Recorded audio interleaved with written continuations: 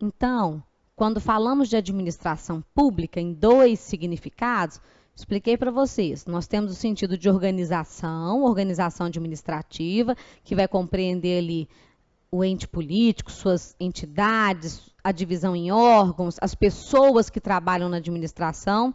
E quando falamos no sentido de atividade, estamos mencionando o fim para o qual, né, o Estado se propõe, ou seja, as funções que o Estado exerce, como prestação de serviços públicos, bens públicos, fomento de atividades, administração de interesses públicos. Vamos lá para o quadrinho da Maria Silvia. Esse quadrinho começa assim, ó, aquela palavrinha material não era para estar ali não, ela ia aparecer depois, mas deixa ela lá, faz mal não, olha lá. A ideia é, em cima aí do quadro, falar de organização administrativa versus atividade administrativa. Já está claro para você. Organização administrativa é no sentido da estrutura organizacional e atividade administrativa no sentido das funções que o Estado exerce. Então, a primeira palavra que a Maria Silvia usa para designar esta diferença é subjetivo versus objetivo. O que você vai lembrar? Quando pensar em subjetivo, pense em sujeito. Quem é que faz? Quem é que presta o serviço? Eu estou pensando administração no sentido de organização ou no sentido de atividade? No sentido de organização. E o que é que ela faz? Qual é o objeto de atuação do mercado? Qual é o objeto do Estado? O objeto é a atividade que ele desempenha. Então, pense em vez de subjetivo e objetivo em sujeito e objeto, que vai facilitar você vai facilitar para que você na hora da prova identifique esses dois elementos. O próximo, orgânico versus funcional.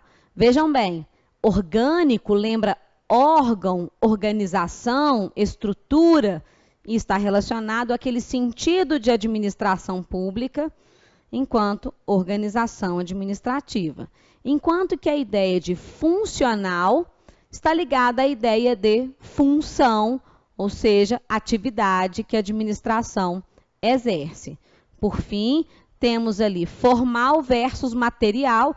A palavrinha material apressada já estava lá desde o começo, mas vejam, formal lembra forma, enquanto que material lembra matéria, lembra conteúdo. Pois bem, então, esses sentidos, subjetivo, orgânico e formal, correspondem à mesma coisa, organização administrativa. E objetivo, funcional ou material correspondem à ideia de atividade administrativa. Ficou confuso, né? Apesar disso aparecer na introdução ao direito administrativo, isso aparece em provas um pouco mais para frente, ou seja, você não vai pegar a sua primeira prova de direito administrativo e logo de cara encontrar essa expressão. Mas é importante que a gente já tenha essa noção desde o começo, ok? Vejam bem, e mais uma vez. Como é que isso pode aparecer numa prova? Vamos imaginar que você encontra assim.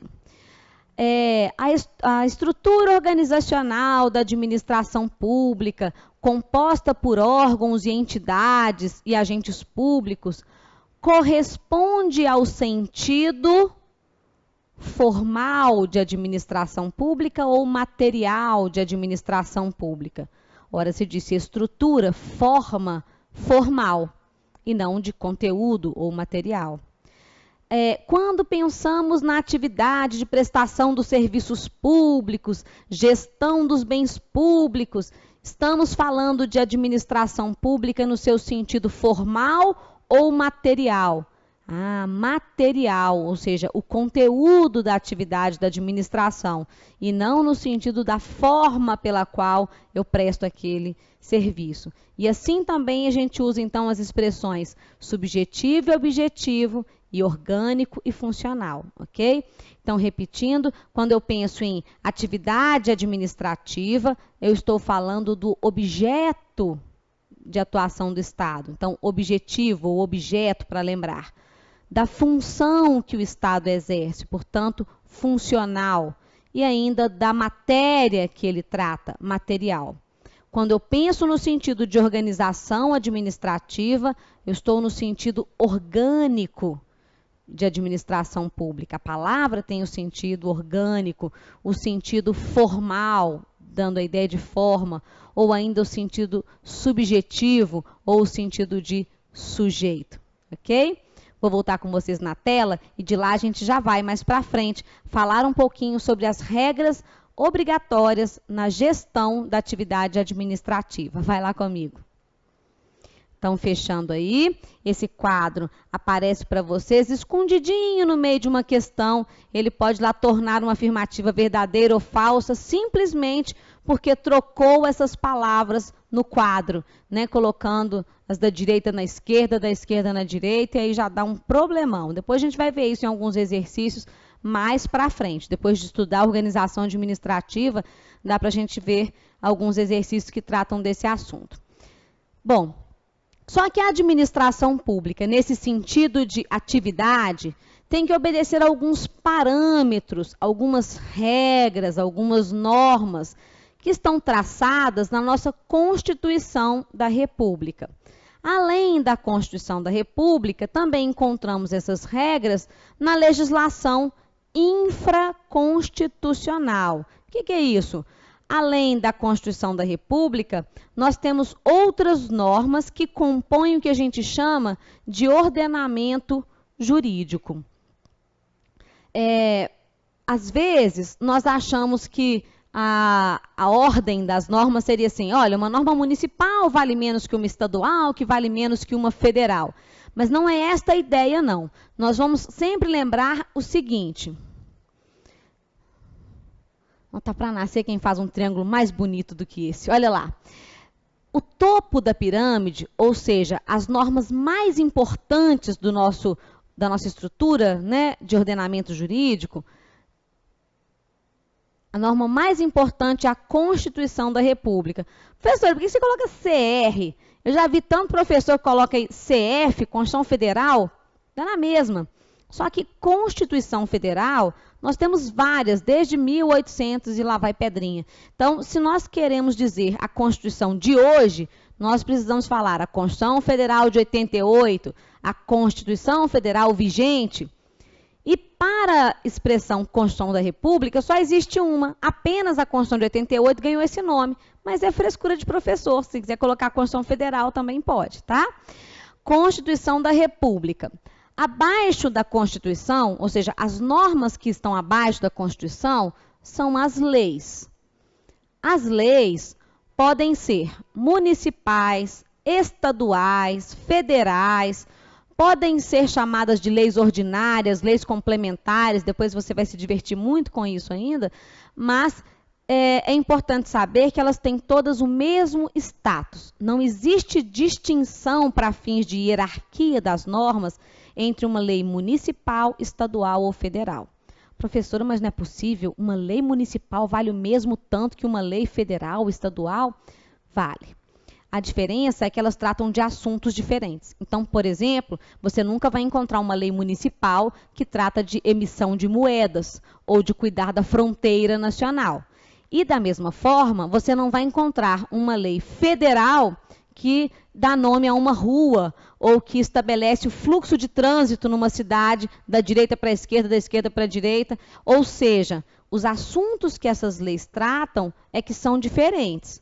A gente talvez pudesse falar de uma hierarquia de conteúdo dessas normas, tá? Mas nunca dizer, olha, esta lei é municipal, então ela vale menos que essa lei federal, ok? Porque elas não podem entrar em conflito.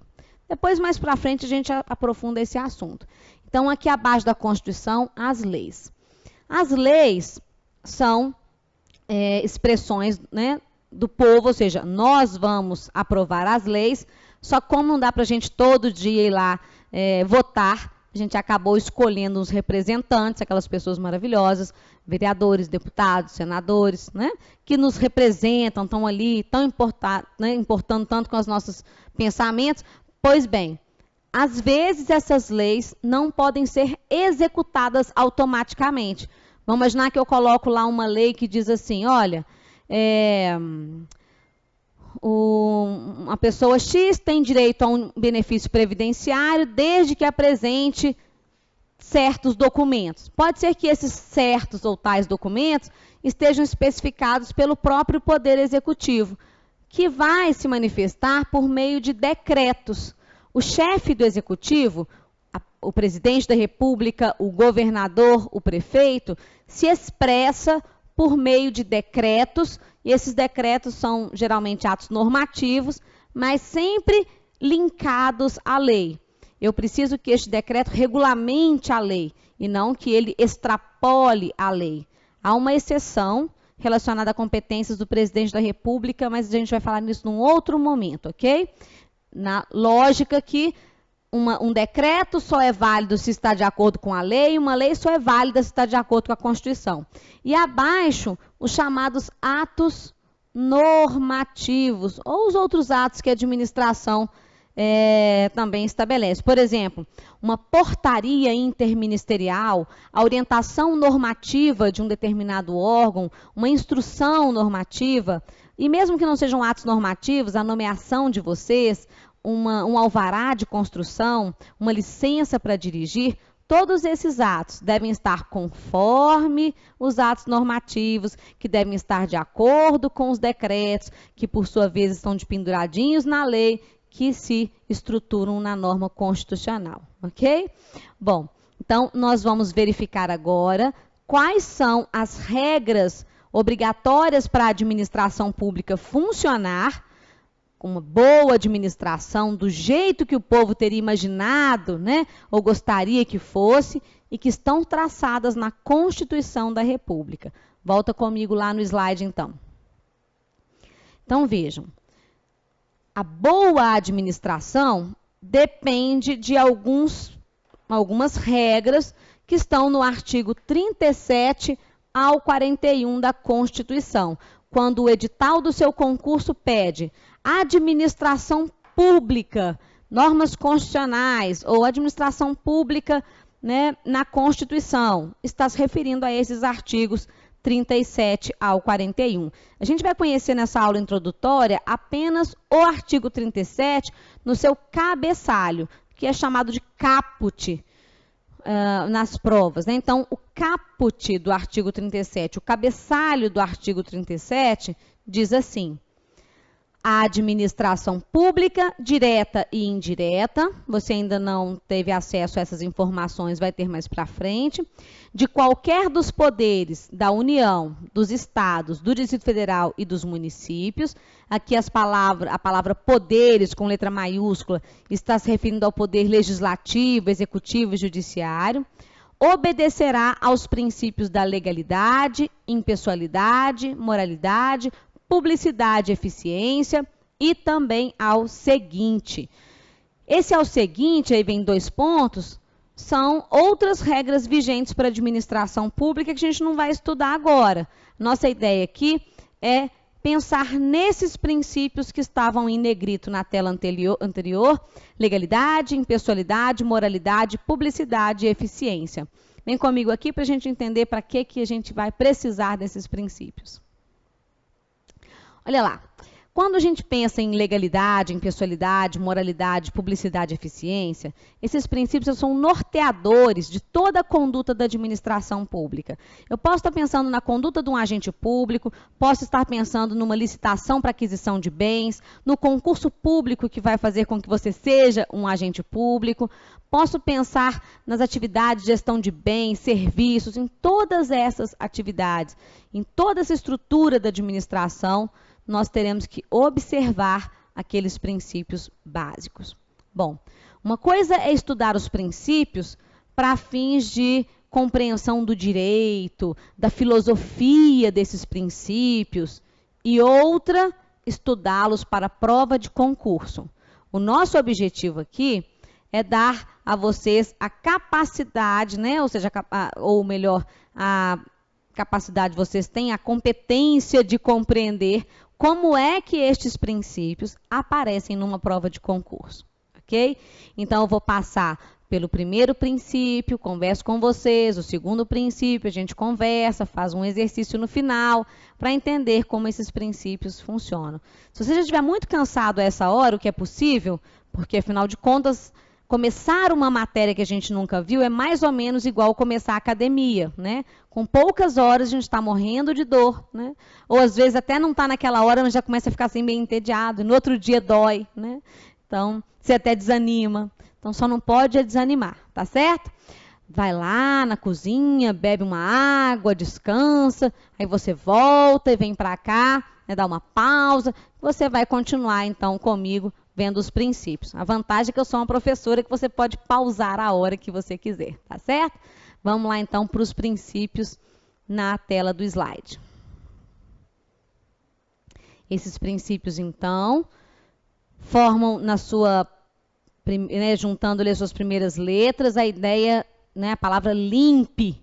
Antigamente, passar num concurso era só lembrar de uma vassoura, falava de limpe, e aí se perguntasse para você quais eram os princípios que estão expressos na Constituição, você sabia que tinha que formar a palavra limpe. Aí se perguntassem para você se razoabilidade era um princípio expresso, você rapidamente diria não, porque não forma a palavra limpe.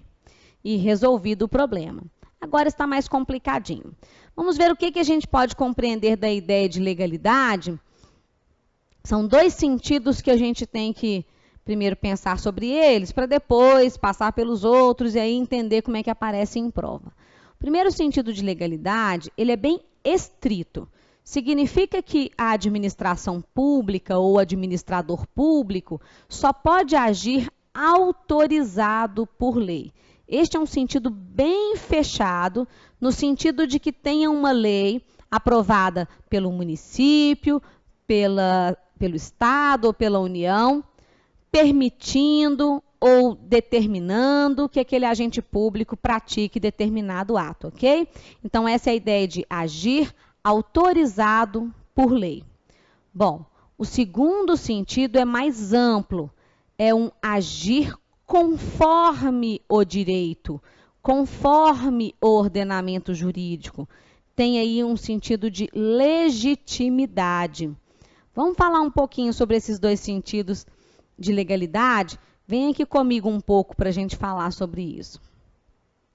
Vejam bem, a administração pública não pode ter nenhuma conduta que não esteja prevista previamente, porque a gente tem no Estado democrático de direito, primeiro vem a norma, depois a sua aplicação, mas então nenhuma conduta que não esteja prevista em lei, ok? Então, por exemplo, vamos criar um Estado hoje, não tem nenhuma regra ainda, uma pessoa ultrapassa ali um sinal fechado. Ela poderia ser multada? Não, não poderia. Porque se não existir norma nenhuma dizendo que aquilo é proibido e que é punido com a sanção A, B ou C, não poderia existir a aplicação da penalidade. Mas uma vez que eu tenho, então, estabelecido, por meio de uma lei, que aquele que ultrapassar o sinal fechado será punido com uma multa no valor de X reais. Bom, a partir de agora, a partir do momento em que a lei existe, eu posso aplicar aquela penalidade, ok? Então, agir autorizado por lei está no sentido de ter a lei ou não ter a lei que autorize o comportamento da administração pública, ok? Tudo bem.